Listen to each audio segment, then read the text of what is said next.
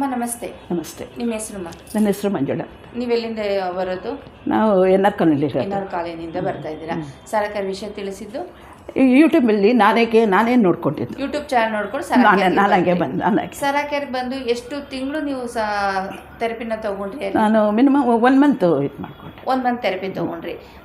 Health ಪ್ರಾಬ್ಲಮ್ಸ್ಗೋಸ್ಕರ ನೀವು ಸರಕಾರಿಗೆ ಬಂದ್ರೆ? Health ಪ್ರಾಬ್ಲಮ್ಗೋಸ್ಕರ ಅಲ್ಲ, ಪ್ರಿಕಾಷನ್ ಆಗಿ ನಾನು ತಗೊಂಡದ್ದು. ಮುಂದಾಲೋಚನೆ ನಾನು ಸರಕಾರಿಗೆ ಬಂದಿದ್ದು. ಹೌದು ಹೌದು. ಓಕೆ, ಸರಕಾರಿ ಬಂದು 1 ತಿಂಗಳು ಥೆರಪಿ ತಗೊಂಡ್ರಿ ಅಲ್ವಾ? ಅವಾಗೆಲ್ಲ ನಿಮಗೆ ಸರಕಾರಿ ಬಗ್ಗೆ ಏನು ಅನಿಸ್ತಿತ್ತು? ಒಂಥರ ಖುಷಿ ಆಯಿತು, ಏನೋ ಒಂಥರ ಫ್ರೆಶ್ನೆಸ್ ಕಾಣಿಸ್ತಾ ಇತ್ತು. ಏನೋ ಒಂಥರ ಜಾಸ್ತಿ ಏನು ತಿನ್ನೋದು ಬೇಡಪ್ಪ, ಏನು ತಿನ್ನೋದೇ ಬೇಡಪ್ಪ ಅನಿಸ್ತಾ ಇತ್ತು. ಏನೋ ಹೊಟ್ಟೆ ತುಂಬದಂಗಿರೋದು ಚೆನ್ನಾಗಿ ಇದಾಗ್ತಾಯಿತ್ತು. ಚೆನ್ನಾಗಿತ್ತು, ಖುಷಿ ಆಗ್ತಾ ಇತ್ತು. 1 ಮಂತ್ ಥೆರಪಿನ ತಗೊಂಡಾದ್ಮೇಲೆ ಮನೆಗೆ ಪ್ರಾಡಕ್ಟ್ ಬೇಕು ಅಂತ ಹೇಳಿ mat, mother special mat, water ಎಲ್ಲ ತಗೊಂಡ್ರಿ ಅಲ್ವಾ?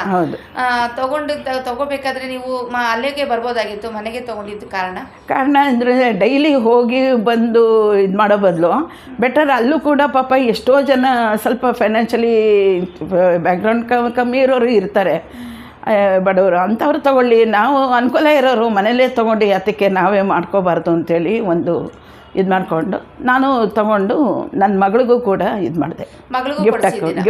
ಗಿಫ್ಟ್ ಕೊಡಿಸಿದ್ರಿ ಮಗಳಿಗೆ. ಮ್ಯಾಟನ್ನು ಇದು ಮಾಡಿದೆ ಅವಳಿಗೆ, ಇದ್ರದ್ದು ಮಸಾಜರ್ ಇದ್ರದ್ದು ಅಂತ. ಮ್ಯಾಟನ್ನು ಸಹ ನೀವು ಮನೆಗೆ ಬೈ ಮಾಡ್ಕೊಂಡ್ರಿ, ಮತ್ತೆ ಮಗಳಿಗೂ ಗಿಫ್ಟ್ ಆಗಿ. ಈಗ ಮಗಳಿಗೂ ಪ್ರಾಡಕ್ಟ್ನ ತಗೊಟ್ಟಿದ್ದೀರಾ ಹೌದಲ್ವಾ? ನೀವು ಆರೋಗ್ಯಗಿರ್ಬೇಕು, ಮಕ್ಕಳು ಆರೋಗ್ಯಗಿರ್ಬೇಕು ತಗೊಂಡ್ರಿ.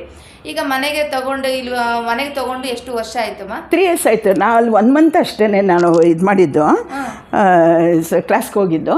ಸರಿ, ಇದಾದಮೇಲೆ ನಾನು ಮನೆಗೆ ತೊಗೊಂಬಂದಿಟ್ಕೊಂಡು ಒಂದು ಸರಕಾರನವರೇ ಬಂದು ನನಗೆ ಯಾವ ಥರ ಯೂಸ್ ಮಾಡಬೇಕು ಏನು ಅಂತೆಲ್ಲ ಹೇಳಿ ಪಾಪ ತುಂಬಾ ನನಗೆ ಹೆಲ್ಪ್ ಮಾಡಿ ಇದು ಮಾಡಿದ್ರು. ಅದೇ ತರಕಾಗಿ ಡೆಮೋ ಮಾಡಿ ತೋರಿಸಿ ಹೇಳಿದ್ರು.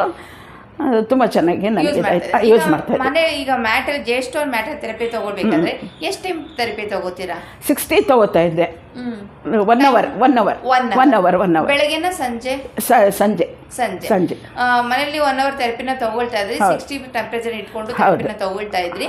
ಅದು ತಗೋಬೇಕಾದ್ರೆ ನಿಮ್ಗೆ ಫೀಲ್ ಅನಿಸ್ತಾ ಇದ್ದು ಬಾಡಿಲಿ ಏನೋ ಒಂಥರ ಒಳಗಡೆ ಇರೋದು ಸ್ವೆಟ್ಟೆಲ್ಲ ನಾನು ಒಂದ್ಸರಿ ತುಂಬ ಇದಾಗ್ಬಿಡೋದು. ಅಂದ್ಕೊಳ್ತಾ ಇದ್ವಿ ಬಾಡಿನಲ್ಲಿ ಅಷ್ಟು ಹೀಟ್ ಇದೆ, ಹೊರಗಡೆ ತಾಗ್ತಾಯಿದೆ ಅಂತ ಹೇಳ್ಬಿಟ್ಟು ಇದು ಅದು ಚೆನ್ನಾಗಿ ಇದಾಗಿತ್ತು ನನಗೆ. ತುಂಬ ಫೀಲ್ ಆಯಿತು.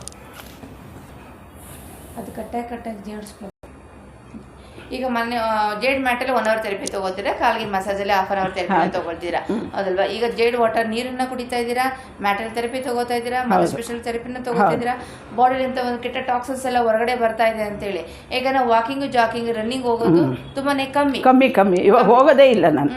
ಜೇಸ್ಟೋನ್ ಮ್ಯಾಟಲ್ ಥೆರಪಿ ತಗೋಬೇಕಾದ್ರೆ ಅದರಲ್ಲೇ ಬೇವಿನ ಅಂಶದ ಹೊರಗಡೆ ಹೋಗಬೇಕಾದ್ರೆ ನಿಮಗೆ ಹೆಲ್ತಿ ಅಂತ ಹೇಳ್ಬೋದು. ಹೌದು. ಮತ್ತು ಇನ್ನೊಂದೇನಂದ್ರೆ ಮುಂಚೆ ಹೋಗ್ತಾ ಇದ್ವಿ, ಎಷ್ಟೋ ಜನ ಪೇಷಂಟ್ಗಳು ಇರ್ತಾರೆ, ನೀನು ಮೊದಲು ನಾನು ಮೊದಲು ಅಂದ್ರೂ ನಮ್ಮ ಮೇಲೆ ಉಸಿರಾಡ್ಕೊಂಡು ಆ ಪಾರ್ಕ್ಗಳಲ್ಲಿ ಇದು ವಾಕ್ ಮಾಡೋದೆಲ್ಲ ನೋಡಿದ್ರೆ ನಮಗೊಂದು ಭಯ ಆಗ್ಬಿಡೋದು. ಅವರು ಏನು ಕಾಯಿಲೆ ಇರ್ತಾರೆ